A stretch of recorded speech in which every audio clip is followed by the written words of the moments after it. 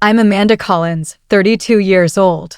3 years ago, I purchased my first home, a modest yet beautiful two-bedroom house that symbolized everything I'd worked tirelessly to achieve.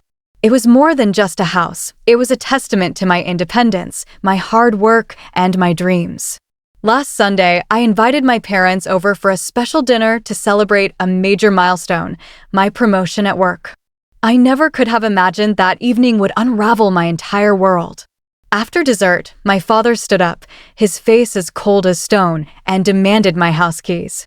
"This house belongs to the family now," he declared, his voice unwavering, as my mother nodded in silent agreement. Confused, hurt, and utterly shocked, I placed the keys on the table and left my own home quietly, my heart pounding in disbelief. The next morning, when the mortgage company called, everything changed. Their words revealed a secret plan my parents had been orchestrating behind my back, a betrayal I never saw coming. Before I share how I uncovered their scheme, I'd love to hear where you're watching from. Drop it in the comments below.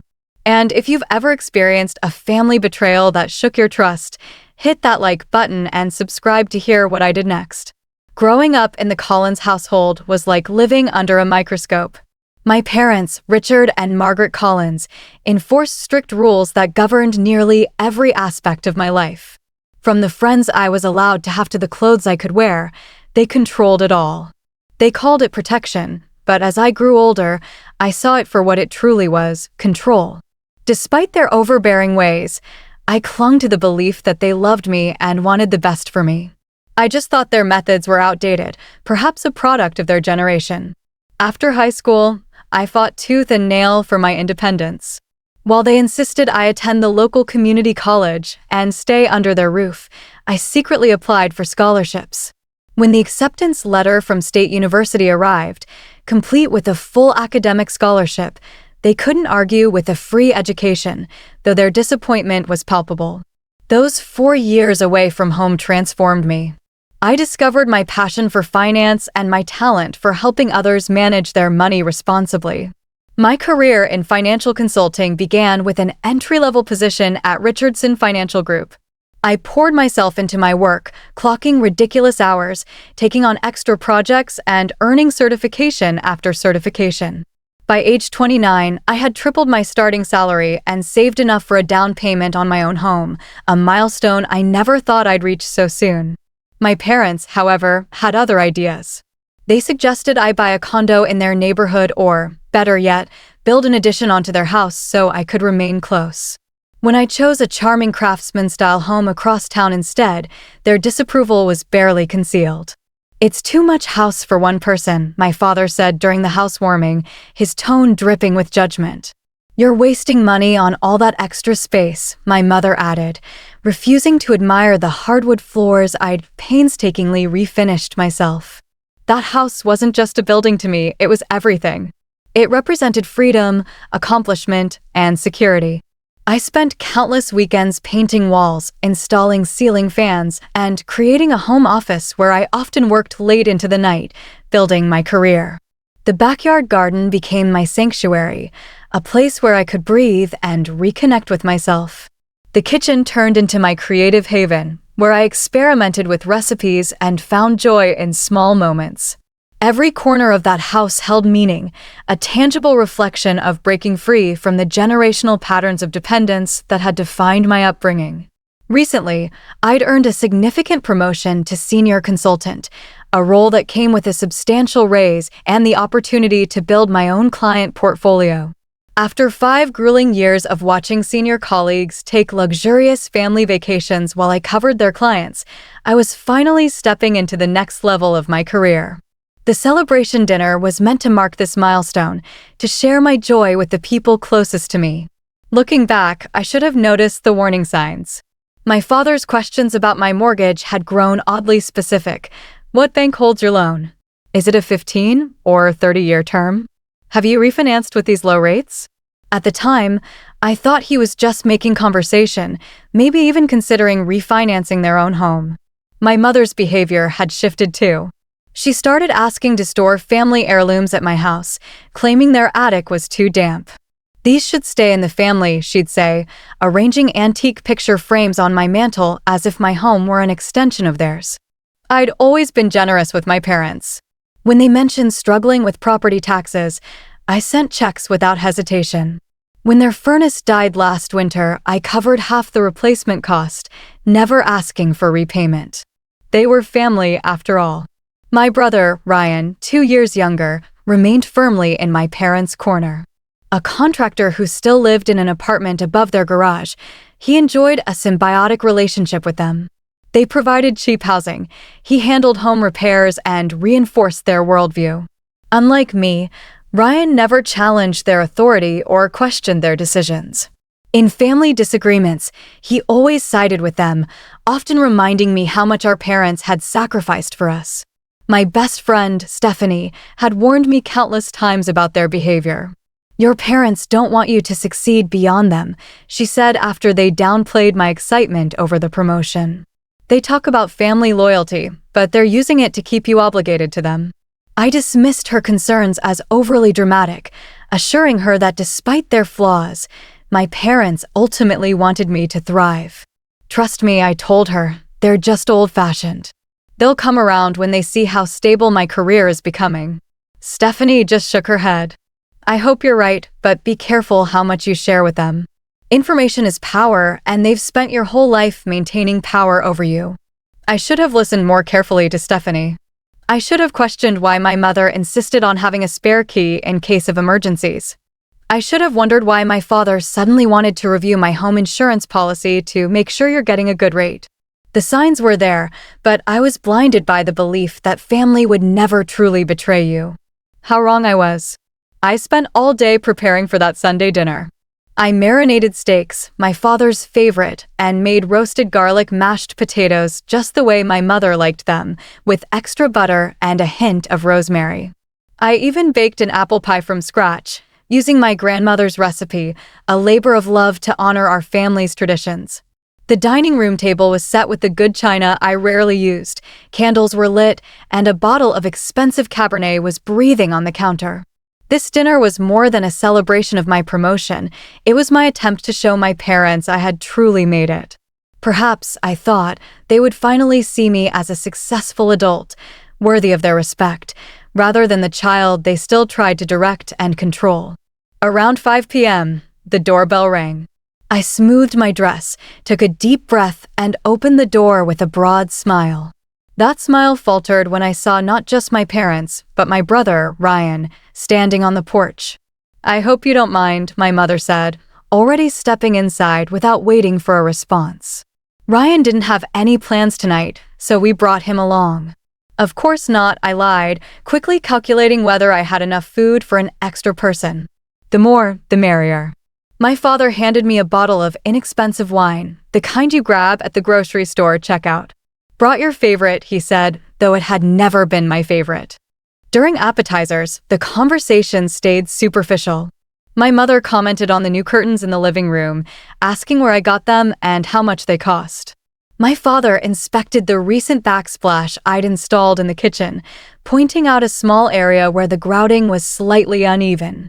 Ryan said little, constantly checking his phone and smirking at texts. As I served the main course, I decided it was time to share my news.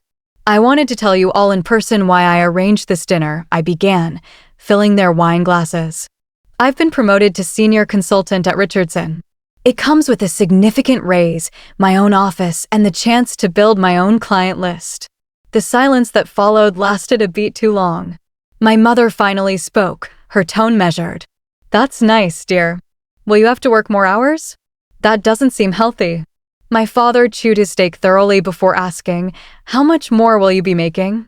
When I told him, his eyebrows rose slightly, and he exchanged a quick glance with my mother. "Well, good for you," he said finally. "About time they recognized your work." Ryan snorted softly. "Must be nice to sit in an office all day for that kind of money." I felt the familiar disappointment settle in my stomach, but I pushed it away. "I'm really excited about the opportunities," I said. "I've worked really hard for this." "Yes, you always were focused on your career," my mother said, her tone making it sound like a character flaw. The meal continued with strained conversation. My parents asked few questions about my promotion, but spent 15 minutes discussing Ryan's recent bathroom remodel job for a local restaurant. I noticed my father checking his watch repeatedly as we moved to dessert.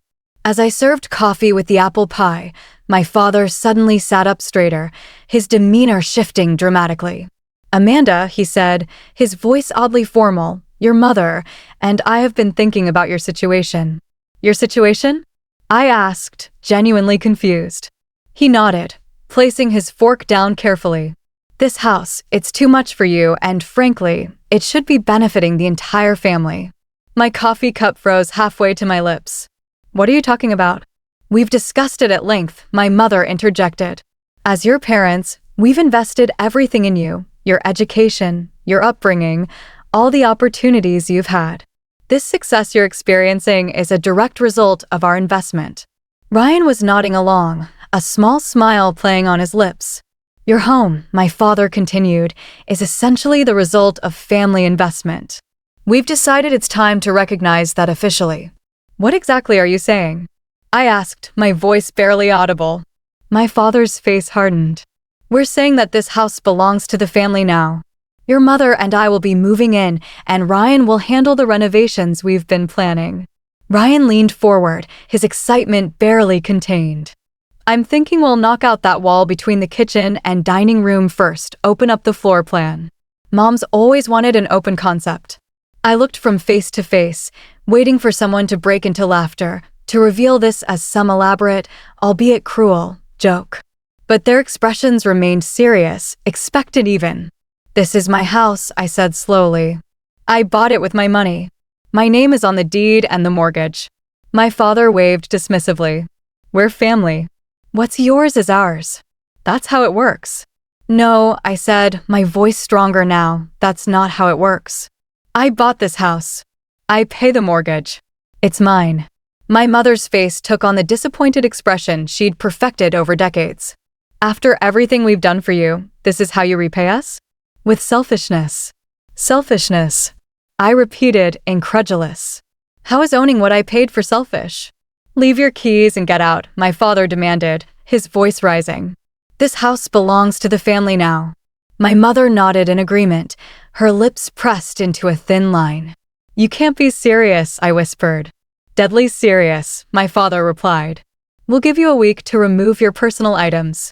Ryan will supervise to make sure you don't take anything that should stay with the house." I felt as though I'd stepped into an alternate reality. These people, my family, were calmly discussing stealing my home, acting as if they had every right to it. The shock rendered me momentarily speechless. In that moment of stunned silence, my father extended his hand. "Keys. Now." Something inside me went very still and quiet. Without a word, I removed my house keys from my purse, placed them on the table, and stood up. I grabbed only my phone, wallet, and car keys. "You'll regret this," my father called as I walked to the door. I didn't respond. I closed the door behind me, got into my car, and drove to Stephanie's apartment across town, tears blurring my vision the entire way.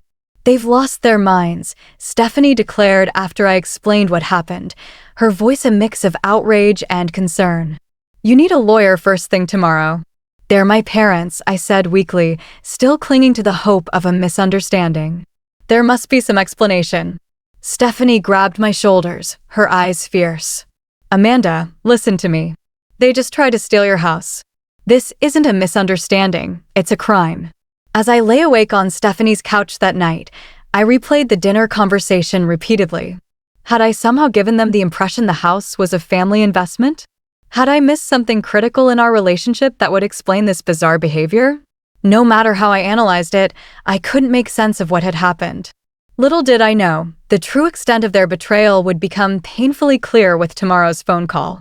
I awoke on Stephanie's couch, disoriented and emotionally drained. For a few blissful seconds, I didn't remember why I was there. Then the memories flooded back, my father's cold eyes, my mother's righteous nodding, my brother's smug planning for renovations to my home. My home. Stephanie had already left for work, leaving a note encouraging me to eat something and call an attorney. I was scrolling through a list of real estate lawyers when my phone rang. Unknown number. Hello, this is Amanda Collins, I answered, my voice still rough from crying. Miss Collins, this is David Herrera from Midwest Mortgage Services, a professional voice responded. I'm calling about some unusual activity regarding your mortgage account. My stomach tightened. What kind of activity? Someone attempted to change the contact information on your account yesterday afternoon, he explained. They also inquired about adding co-borrowers to the existing mortgage. Our system flagged it as suspicious since the request didn't come through our secure portal.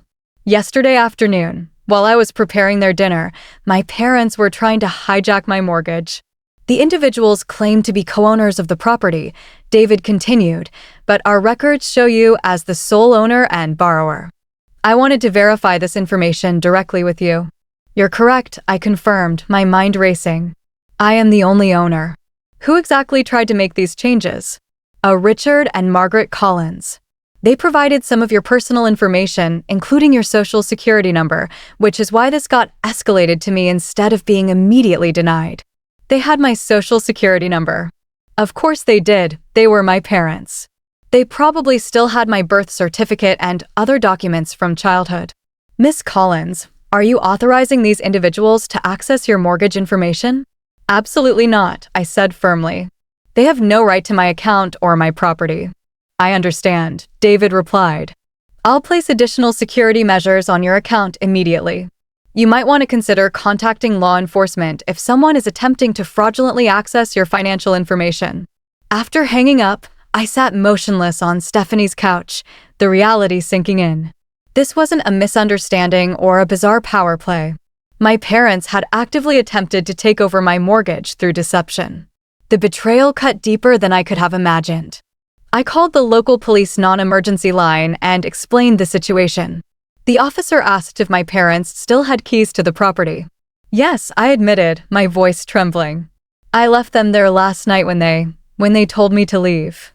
You might want to meet officers at your residence to check if anyone has entered without authorization, he suggested.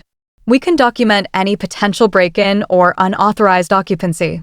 2 hours later, I stood on my own front porch with 2 police officers, using Stephanie's spare key to my car to access the hidden emergency key I kept in a magnetic box under the fender. My hands trembled as I unlocked the door. The house was empty, but signs of my parents' presence remained. The dinner dishes were still on the table, now crusted with dried food. My house keys were gone from where I'd left them.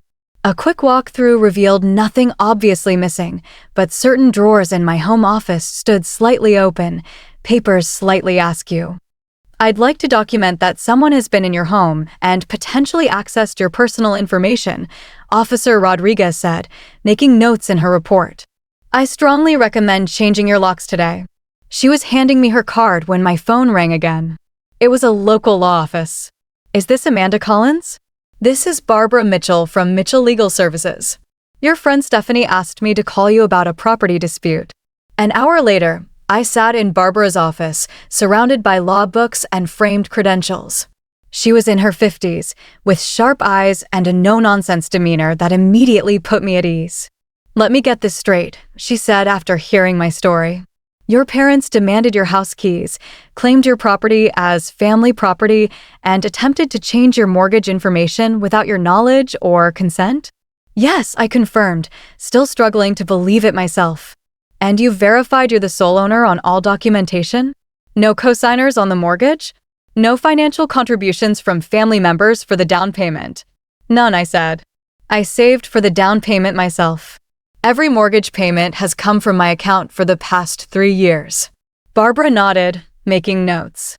With your permission, I'd like to run a comprehensive background check on your parents. If they've attempted this type of fraud before, it could strengthen any case we build. I hesitated only briefly before agreeing. Within 30 minutes, Barbara's investigator had compiled a troubling report. Your parents have significant financial problems, Barbara explained, reviewing the information. 3 credit cards in collections, a tax lien from 2 years ago, and it appears they've taken a second mortgage on their own home recently. They're underwater financially. The picture became painfully clear. My parents weren't just being controlling, they were desperate. My recent promotion and raise had likely convinced them I could solve their financial problems by taking my house. What's most concerning, Barbara continued, is this isn't their first attempt at something like this. There was a complaint filed by your maternal grandmother 7 years ago, alleging your parents attempted to transfer her retirement accounts into their names. The complaint was later withdrawn, but the documentation exists. My grandmother had always been kind, but somewhat distant. She passed away 5 years ago, and my parents handled all her affairs. Now I wondered what really happened between them. I broke down in Barbara's office, the weight of betrayal crushing my chest. Not only had my parents attempted to steal my home, but they had a history of financial manipulation. How could I have been so blind? I know this is overwhelming, Barbara said gently, passing me a box of tissues, but we need to act quickly to protect your assets. First, we'll send a formal cease and desist letter. Then, we'll file for a temporary restraining order to keep them away from your property while we sort this out. As I signed the necessary paperwork, my phone buzzed with text messages from my brother. You're overreacting. Parents just want to help you manage the house. Family looks out for each other. You've always been selfish. Dad says if you get lawyers involved, you're no longer welcome at family gatherings. I showed the messages to Barbara, who added them to her file. Classic manipulation tactics, she observed. They're trying to make you feel guilty for protecting your own property. When I left the attorney's office, Stephanie was waiting outside to drive me to a locksmith. You're staying with me until this gets sorted, she insisted. I don't trust them not to show up at your place. I can't impose on you like that, I protested weakly. You're not imposing, she countered. You're accepting help from someone who actually cares about your well-being, not what they can take from you. That night, after changing all my locks and setting up credit monitoring alerts, I received a call from my boss, Martin. Amanda, I heard you're dealing with a family emergency, he said, concern evident in his voice. How did you know? I asked, surprised. Your father called the office, asking for your employment verification for some kind of family financial consolidation. When I told him we don't release employee information without written consent, he became quite agitated. Is everything okay? I briefly explained the situation, mortified that my family drama had reached my workplace. Take whatever personal time you need, Martin offered immediately. Your job and promotion are secure, and I'll alert security not to allow your family members into the building. After we hung up, I checked my voicemail and found a threatening message from my father. You're making a big mistake, Amanda. We're your family. We have rights to what's yours. If you fight this, you'll regret it. I played the message for Barbara via email, and she responded that it strengthened our case for a restraining order. Despite my exhaustion, sleep eluded me that night. I lay awake in Stephanie's guest room, replaying my entire relationship with my parents, questioning every memory, every interaction. Had their love always been conditional? Had I always been viewed as a resource rather than a daughter? The thought unleashed a wave of grief so intense I could barely breathe. By dawn, I had made a decision. I would not only protect myself legally, but would also pursue every available option to ensure my parents couldn't victimize me or anyone else again. No matter how painful, I needed to stand my ground. 2 days after the disastrous dinner, I returned to my house, accompanied by a police officer and a locksmith. Barbara had advised me to document everything and have official witnesses present. The new locks had been installed, and I was there to assess if anything had been taken during my absence. As we pulled into the driveway, I was shocked to see my parents' car and my brother's truck parked on the street. My stomach dropped. Those are my parents' vehicles, I told Officer Wilson. They shouldn't be here. Stay in your car until I check it out, he instructed, approaching my front door. Through my windshield, I watched him knock and identify himself. The door opened to reveal my father, looking indignant but not surprised. After a brief conversation, Officer Wilson motioned for me to join them. Walking up my own sidewalk felt surreal, like approaching a stranger's home. When I reached the porch, I could see past my father into the living room, where my mother and Ryan were rearranging my furniture. They had actually moved my couch to the opposite wall and were in the process of taking down the artwork I had carefully selected. Miss Collins has identified you as unauthorized occupants of her residence, Officer Wilson stated formally. Can you provide documentation showing you have a legal right to be in this property? My father puffed up his chest. We're her parents. This house is family property. Do you have your name on the deed or a mortgage? The officer asked. We don't need that, my father insisted. We're family. We contributed to her success, which paid for this house. That's not how property law works, sir, Officer Wilson replied. Unless your name is on the legal documents, you have no right to enter or occupy this residence without the owner's permission. My mother stepped forward, tears already forming. Amanda, how could you bring police to your family? We raised you better than this. I found my voice. How could you try to steal my house? You raised me better than that. Ryan emerged from the hallway, carrying a box of what appeared to be my personal documents. This is ridiculous, he said. We're just helping organize things. By taking my personal files? I challenged. Miss Collins, Officer Wilson interjected, do you want these individuals removed from your property? Yes, I said firmly, ignoring my mother's gasp. And I want to check what they've taken. What followed was one of the most uncomfortable experiences of my life. Under police supervision, my family was required to leave my home. My father grew increasingly agitated, making vague threats about family loyalty and how I would regret this betrayal. My mother alternated between crying and cold anger. Ryan simply glared at me, muttering about my true colors finally showing. After they finally left, I discovered several items missing: my grandmother's jewelry box, my birth certificate, my social security card, financial documents including previous tax returns, and, oddly, several framed family photos. A quick check of my home office revealed they had accessed my computer, though I couldn't immediately tell what they might have viewed or taken. I'd like to file a report for the stolen items, I told Officer Wilson, who nodded sympathetically. You should also consider a restraining order, he advised. Family situations can escalate quickly. Over the next few days, that prediction proved painfully accurate. I received a barrage of accusatory text messages, not just from my immediate family, but from aunts, uncles, and cousins who had been fed a distorted version of events. How could you throw your parents out of your house? My Aunt Caroline wrote. Your parents gave you everything, and this is how you repay them, came from an uncle I barely knew. My father had apparently told everyone that they had invested significantly in my house, and I was now stealing family property. No mention of their unauthorized entry or attempted mortgage fraud. My parents even created social media posts, painting themselves as victims of an ungrateful daughter, tagging mutual friends and extended family. The public shaming was excruciating, particularly when former high school classmates and distant relatives began commenting with their disappointment in me. Stephanie helped me draft a simple, factual response that I sent privately to those who reached out. I'm sorry you've been given incorrect information. My parents attempted to claim ownership of my home, which I purchased independently. This is now a legal matter, and I won't be discussing it further. Some backed off immediately, but others doubled down, insisting that family matters should stay private and I should work things out without lawyers. Few seemed concerned about the actual facts. Meanwhile, my attorney received a certified letter from a lawyer my parents had retained, claiming they had a verbal agreement that my home was a family investment property and demanding mediation. Barbara assured me their claims had no legal merit, but the stress was taking its toll. I couldn't sleep, I barely ate, and going to work became an exercise in maintaining a professional facade while falling apart inside. I jumped at every phone notification, dreading another attack from my family.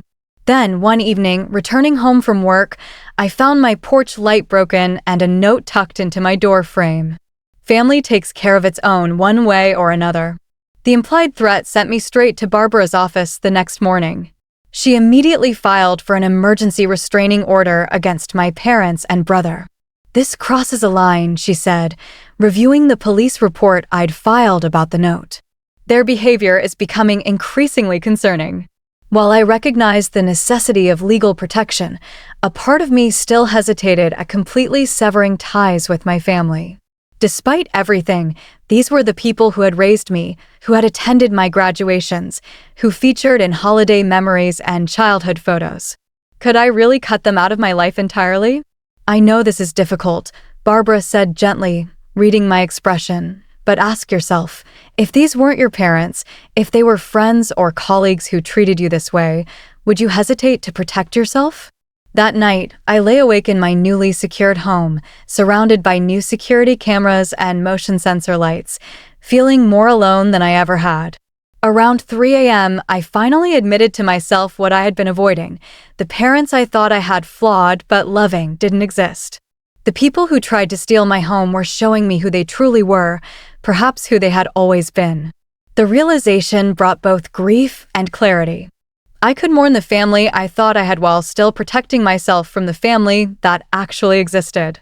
The next morning, I contacted a therapist who specialized in family trauma and made an appointment. If I was going to navigate this betrayal, I needed professional support. As I was leaving for work, my credit monitoring app pinged with an alert. Someone had attempted to open a credit card in my name. The application had been flagged because the address listed was my parents' home. I forwarded the alert to Barbara, who added it to our growing file of evidence.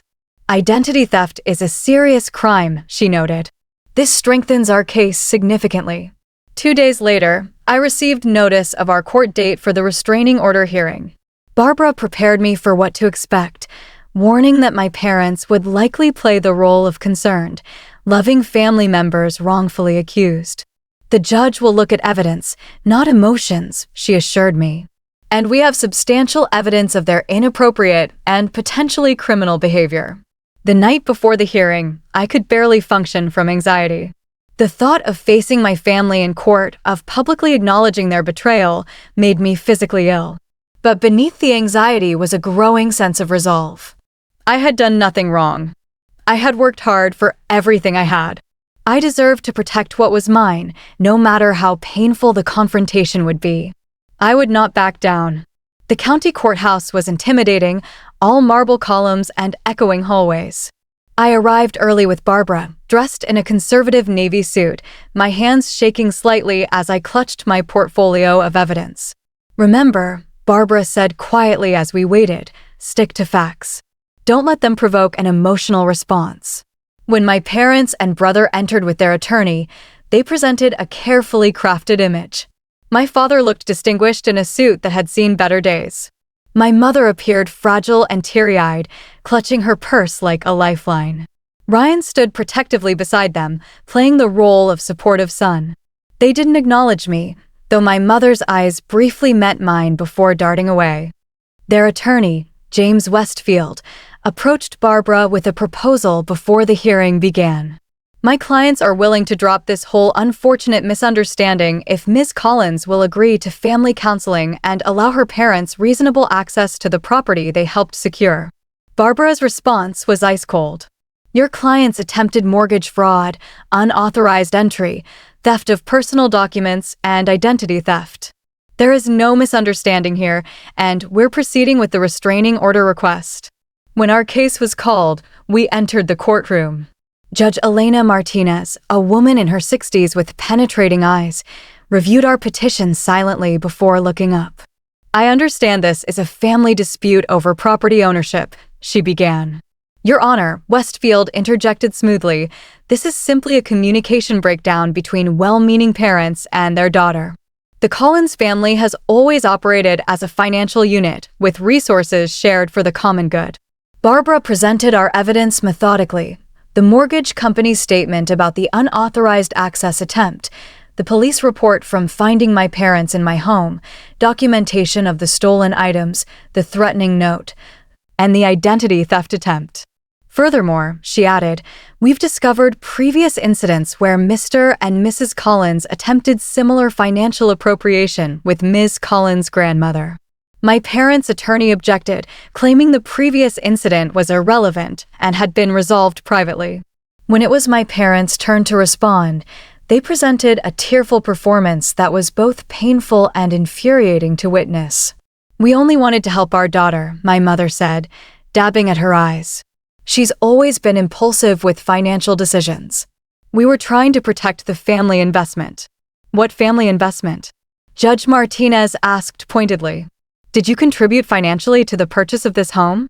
Not directly, my father admitted, but we raised her, educated her, made her who she is. Everything she is comes from our sacrifices. The judge's expression remained neutral, but her questions became increasingly specific about financial transactions, legal documents, and the timeline of events. With each answer, my parents' story unraveled further. When Ryan testified about just helping organize some paperwork, Judge Martinez asked him directly about the box of documents he had been carrying when the police arrived. Those were family papers, he claimed. Tax returns with only Miss Collins' name and social security number are family papers, the judge asked skeptically. By the end of the hearing, Judge Martinez had heard enough. She granted the temporary restraining order, prohibiting my parents and brother from coming within 500 feet of my home or workplace for the next 90 days.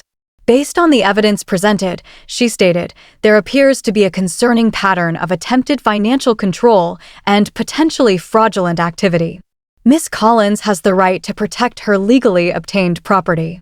As we left the courtroom, my mother called out, "Amanda, please, we're your family." I kept walking, Barbara's hand supportively on my elbow.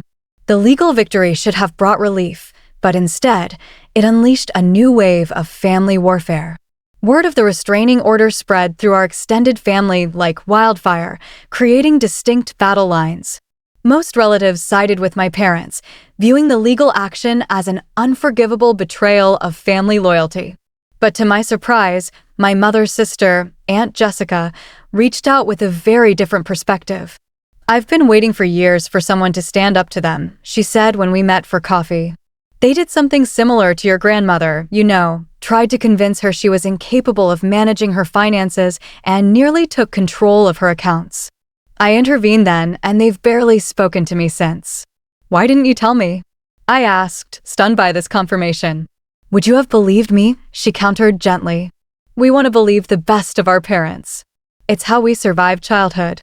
Aunt Jessica's support was a lifeline in an otherwise hostile family environment, but my brother's behavior grew increasingly concerning. Despite the restraining order, he began driving past my house regularly. Neighbors reported seeing his truck parked down the street on multiple occasions. He never approached the house directly, careful not to technically violate the order, but his presence felt threatening nonetheless. Meanwhile, anonymous notes appeared in my mailbox. "Family sticks together, blood is thicker than water, and, most disturbingly, you can't hide behind lawyers forever." I reported each one to the police, but without direct evidence of who left them, there was little they could do. The stress began affecting my work performance. Despite Martin's understanding, I found myself making uncharacteristic errors, missing details in client presentations, forgetting important calls. The promotion I had worked so hard for was becoming jeopardized by my family's relentless campaign. Barbara suggested installing additional security measures. "Your parents and brother might be escalating because the legal system didn't give them what they wanted," she explained. "Sometimes this kind of behavior gets worse before it gets better." I invested in a comprehensive security system with cameras covering every approach to my home. I changed my phone number and email address, creating special filters to catch messages from my family's known accounts. I even began varying my routes to work and checking my car before driving, precautions that seemed excessive but brought some peace of mind. 3 weeks after the restraining order was granted, I discovered someone had attempted to access my bank accounts online, triggering security protocols that locked the accounts. The IP address traced back to my parents' internet service provider. Barbara added this to our growing file and suggested we pursue additional legal charges.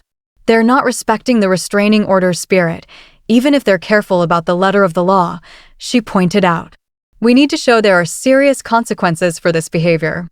The final straw came when a client mentioned receiving a disturbing email about me, supposedly from a concerned family member, claiming I was mentally unstable and financially irresponsible. Similar emails had been sent to several clients and to Martin. Fortunately, Martin recognized the allegations as baseless and alerted me immediately. "This crosses every professional and personal boundary," he said, forwarding me the email. "Our legal team will address this as defamation against an employee." With this new evidence, Barbara filed for a permanent restraining order and added claims of defamation, harassment, and ongoing attempted fraud. The hearing was scheduled for the following week. This time, I entered the courtroom with less anxiety and more righteous anger. My parents' actions had gone beyond a misguided attempt to control my assets. They were now actively trying to destroy my professional reputation and livelihood. Judge Martinez remembered our case and reviewed the new evidence with visible concern. This pattern of escalation is deeply troubling, she noted. What began as a property dispute has evolved into what appears to be a coordinated campaign of harassment. My father's indignant denials fell flat in the face of digital evidence linking the defamatory emails to my parents' computer. My mother's tears seemed rehearsed rather than genuine. Even their attorney appeared uncomfortable with the direction the case had taken. "Your Honor," my father interrupted during Barbara's presentation, "this is all being blown out of proportion. We're just trying to help our daughter, who clearly isn't thinking clearly." Judge Martinez fixed him with a stern look. "Mr. Collins, I suggest you allow your attorney to speak for you. Your interventions are not helping your case."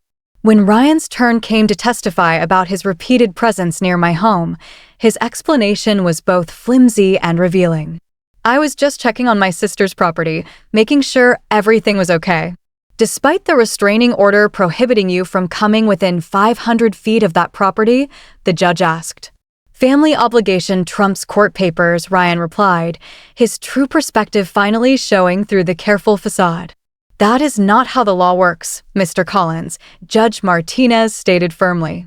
The judge not only granted the permanent restraining order, but also issued a stern warning that any further violations would result in criminal charges.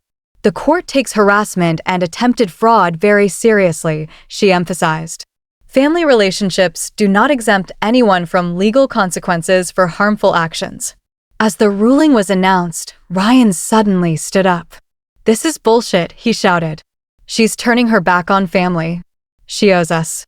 "Restrain your client," Judge Martinez ordered their attorney as bailiffs approached.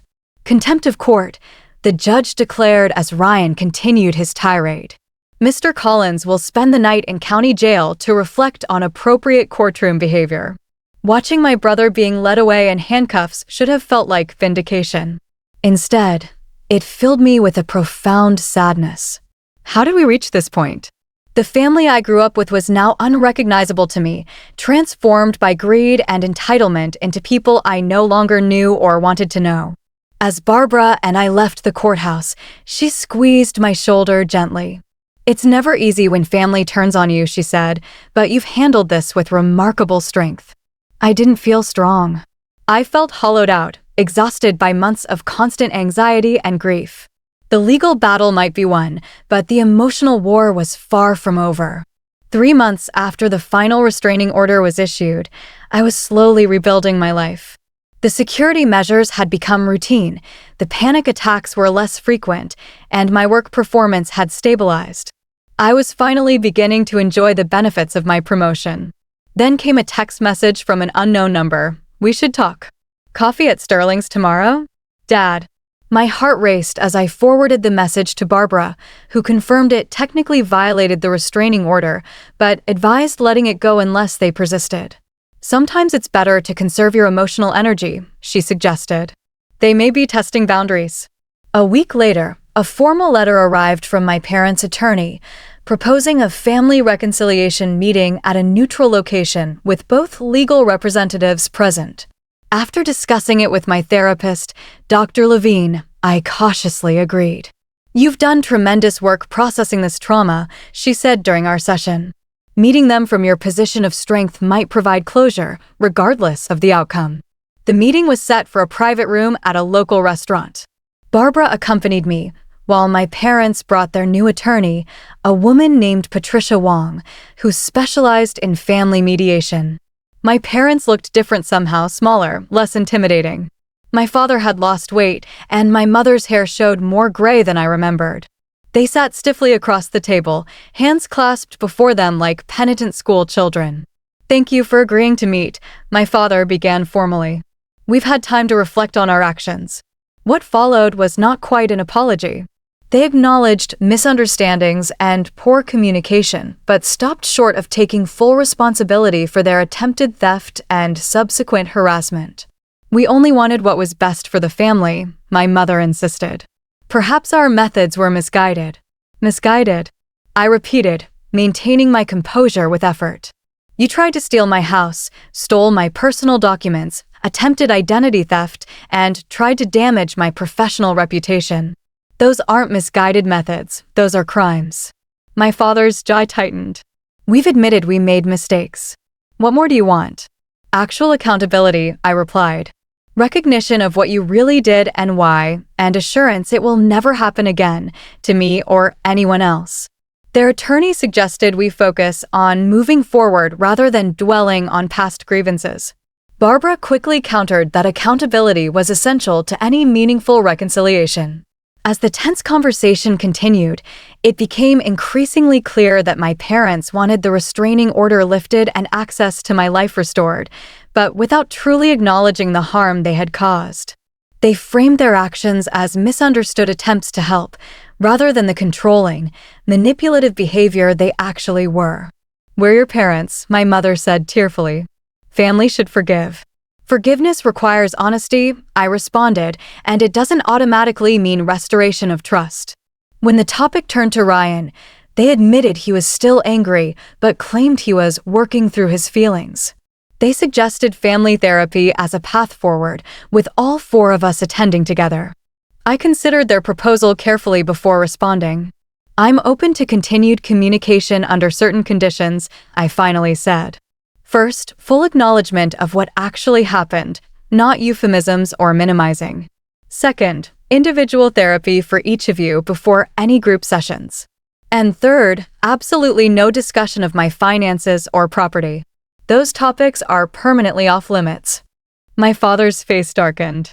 "So you get to dictate the terms of our relationship now?" "I get to set boundaries," I corrected him. "You get to decide if you can respect them." The meeting ended without resolution. My parents said they would think about my conditions, but their body language and tone suggested they found them unreasonable. As Barbara and I walked to our cars, she nodded approvingly. "You were clear, firm, and fair. The ball is in their court now." 2 days later, I received a letter from my parents, not through their attorney, but a personal note in my mother's handwriting. It contained no apology, only a statement that if I couldn't forgive and forget without conditions, then perhaps it was best we take a break from communication. The letter ended with, "When you're ready to be part of this family again, without all these legal obstacles, you know where to find us." The message was clear. They were unwilling to acknowledge their actions or respect my boundaries. In their view, I was the problem. Strangely, instead of devastating me, the letter brought clarity and a sense of peace. I took it to my next therapy session, where Dr. Levine helped me process what it meant. "They're showing you who they are," she observed. "They're showing you that their version of family requires your compliance and surrender of boundaries." "So what now?" I asked. "They're still my parents. Now you decide what kind of relationship is healthy for you, if any," she replied. Family can be about biology, or it can be about mutual respect and support. Sometimes those overlap, and sometimes they don't. Over the following weeks, I made a conscious decision to focus on rebuilding my life rather than fixing a family dynamic that the other parties had no interest in changing. I returned to work with renewed focus and energy. I re-engaged with friends I had neglected during the crisis. I even joined a support group for adults dealing with family estrangement, where I found understanding and validation from others with similar experiences. My home, once a source of pride that became tainted by my family's betrayal, needed reclaiming. I hired contractors to renovate the kitchen, a project I had long planned but never started. I repainted walls, rearranged furniture, and replaced the artwork my parents had tried to remove with new pieces that spoke to me. Each change helped erase the memory of finding them in my space, attempting to claim it as their own.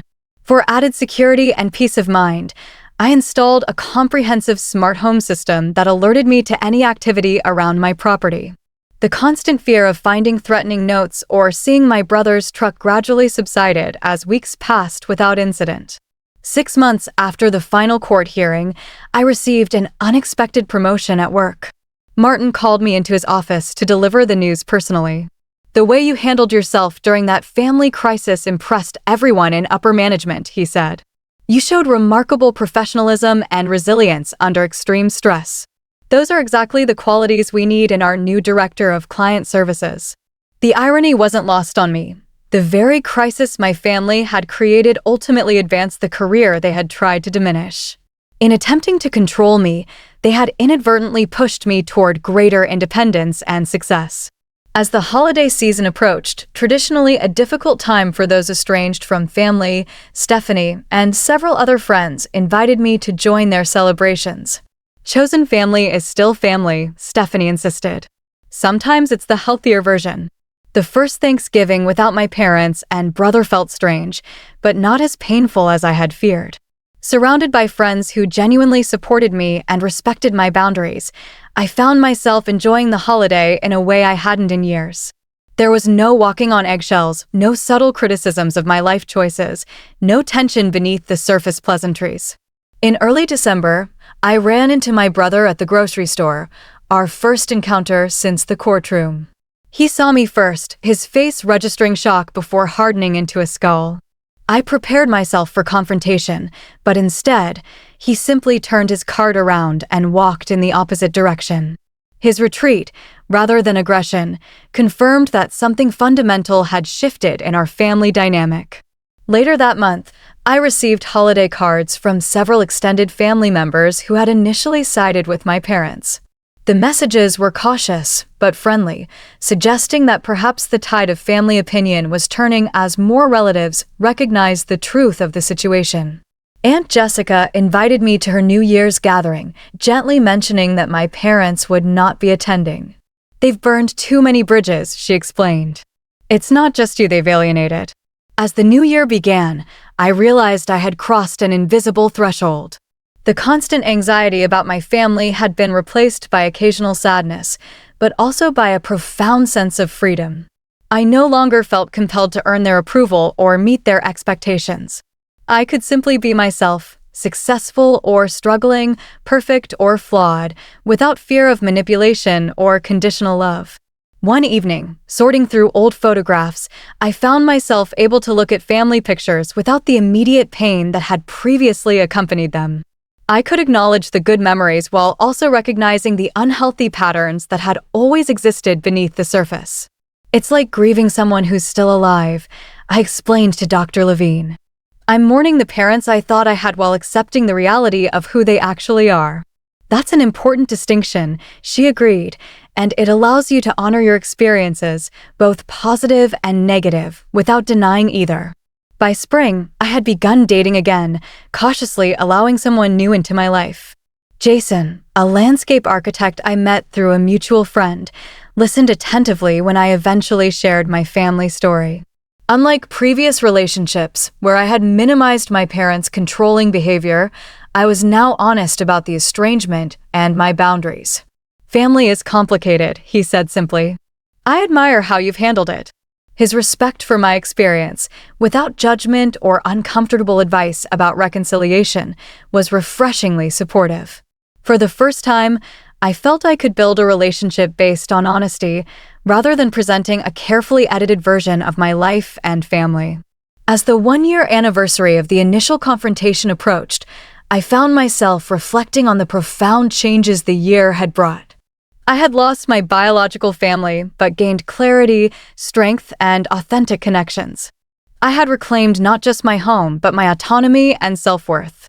The final step in my journey came in the form of a letter I wrote, but never sent, a letter to my parents, expressing everything I had come to understand about our relationship. I didn't write it for them, but for myself, to articulate the lessons I had learned and the boundaries I would maintain going forward. "I now understand that true family supports your growth rather than controlling it," I wrote. "True family respects boundaries rather than violating them. True family celebrates your success rather than feeling threatened by it. I deserved better than what you offered, and I found it elsewhere." After completing the letter, I read it aloud to myself, feeling the truth of each word resonate within me. Then I placed it in a box, along with old family photos and mementos, not to forget, but to acknowledge that chapter of my life while continuing to write new ones. I had survived my family's betrayal and emerged stronger, wiser, and more authentic. The house keys they had demanded that Sunday evening had become symbolic of a larger truth. I held the keys to my own life, and I would never again surrender them to anyone who didn't respect my right to use them as I chose. 1 year after that fateful Sunday dinner, I hosted a housewarming party to celebrate the complete renovation of my home. The kitchen now featured the open concept my brother had ironically envisioned, but designed to my specifications, with gleaming quartz countertops and custom cabinets. The living room had been repainted in soothing sage green, and new hardwood floors ran throughout the main level. Every change represented a conscious choice to reclaim my space and transform it from a site of trauma into a sanctuary. Stephanie arrived early to help with final preparations, bringing a house-shaped ornament engraved with Amanda's Haven. "It's officially been a year," she said, hanging the ornament on a potted ficus near the entryway. "How are you feeling?"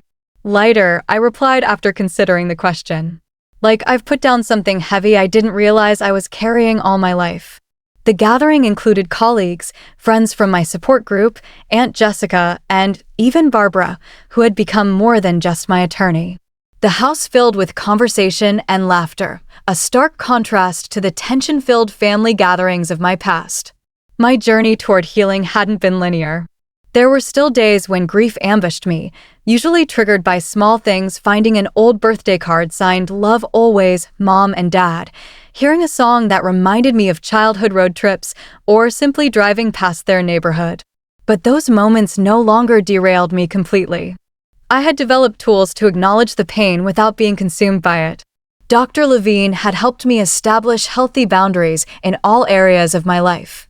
I learned to recognize warning signs in relationships, personal and professional, and to address concerns directly rather than accommodating behaviors that made me uncomfortable. The people worth keeping in my life respected these boundaries. Those who didn't naturally filtered themselves out. My promotion to Director of Client Services came with new responsibilities that challenged and energized me. I found myself mentoring younger colleagues, particularly those struggling with work-life balance or family pressures. My experience had given me perspective and empathy that made me a more effective leader. "You've helped me stand up to my parents about career choices," Emily, a junior consultant, told me during a mentoring session. "Seeing how you've thrived despite family conflict gives me hope." Though I never shared the specific details of my family situation at work, the general outline of my story had spread, and several colleagues confided similar experiences. What once felt like a shameful secret became a source of connection and mutual support. The community support group I joined eventually asked me to co-facilitate meetings twice monthly. I sat in a circle with others navigating family estrangement, sharing strategies for holidays, handling mutual acquaintances, and processing the complex emotions that accompanied setting boundaries with parents or siblings. Family estrangement isn't a failure, I often reminded the group. Sometimes it's the healthiest choice available when reconciliation requires sacrificing your well-being or identity. 3 months after my housewarming, I encountered my brother unexpectedly at the hardware store. Our eyes met across the paint section, and his face immediately hardened. Instead of avoiding me as he had previously, he approached with barely contained hostility. "Mom's been sick," he said without greeting, "not that you'd care." The accusation stung, but I maintained my composure. "I'm sorry to hear that. I hope she's getting good care. Now you're concerned after tearing the family apart?" His voice rose, drawing attention from nearby shoppers. "Ryan, this isn't the place for this conversation," I said quietly. "There is no place for it because you chose lawyers over family," he snapped, before walking away, leaving his shopping basket abandoned beside the paint chips. The encounter left me shaken, but also confirmed I had made the right decision. Ryan's anger remained unchanged, showing no recognition of the harm my parents had attempted to cause. In his narrative, I remained the villain for protecting myself. Through Aunt Jessica, I occasionally heard updates about my parents. Their financial troubles had apparently worsened. They had been forced to refinance their home again and were considering downsizing. My father had taken a part-time job in retirement, and my mother complained frequently about their circumstances to anyone who would listen. "They still blame you," Aunt Jessica reported candidly. "In their version, you owe them for raising you, and your success should be their retirement plan." Rather than satisfaction at their struggles, I felt a complicated mix of sadness and relief. Sad for the relationship we might have had under different circumstances, but relieved that their financial problems were no longer mine to solve.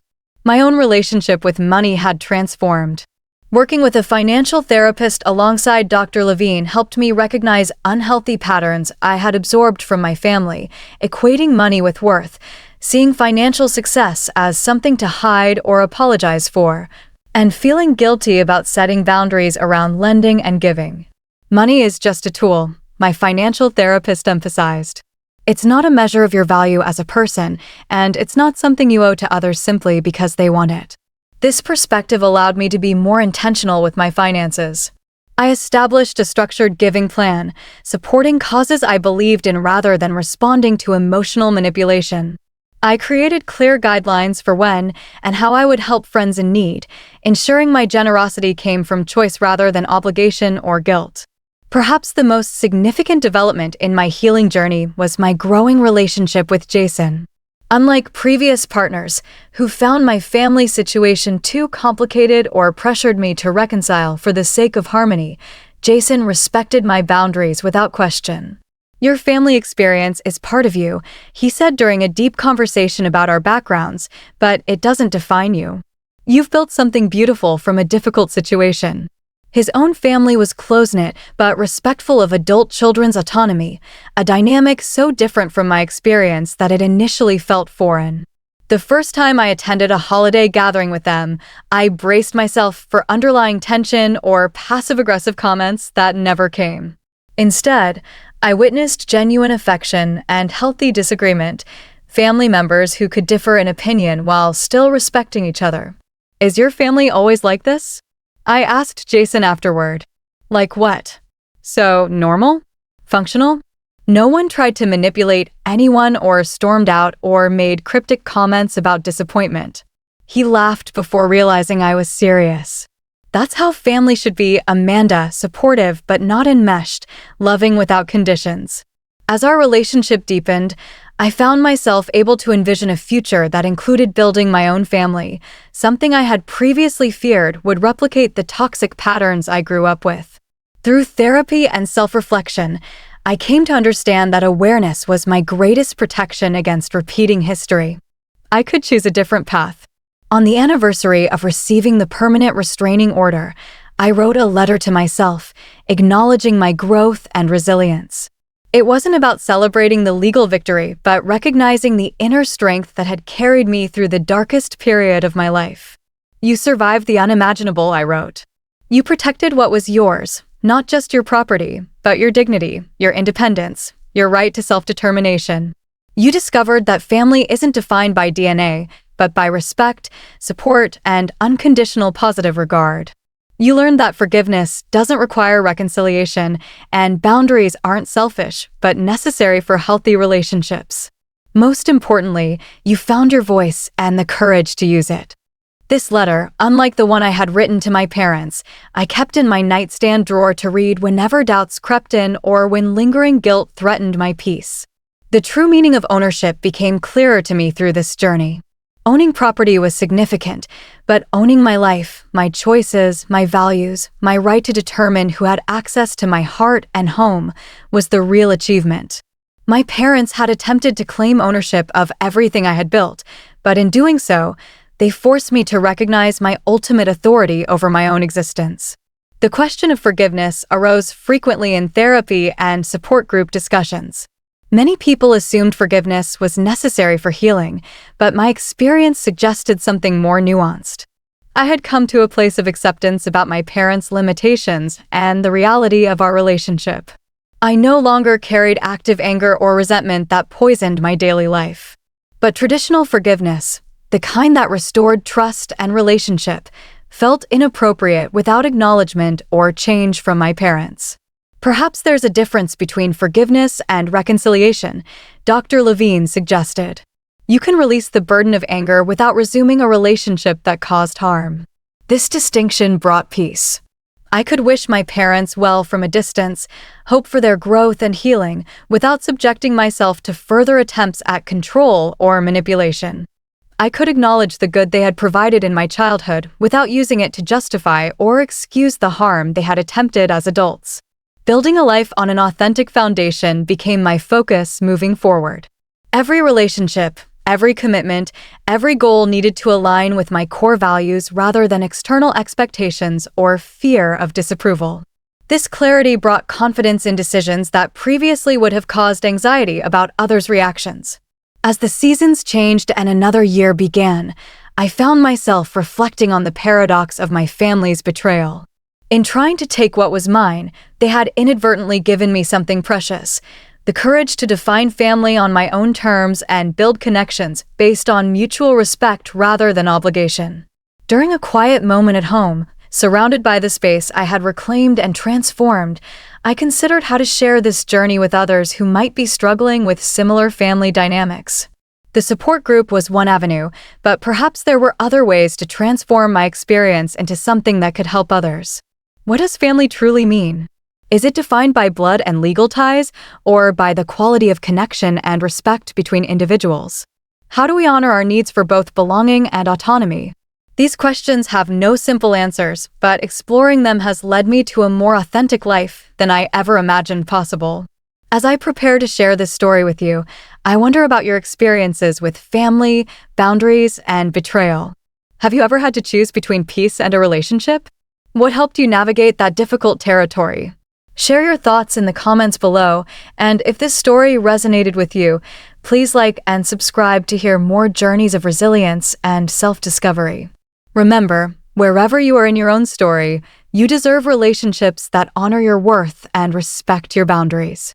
Thank you for witnessing my truth, and I wish you courage on your own path toward authentic connection.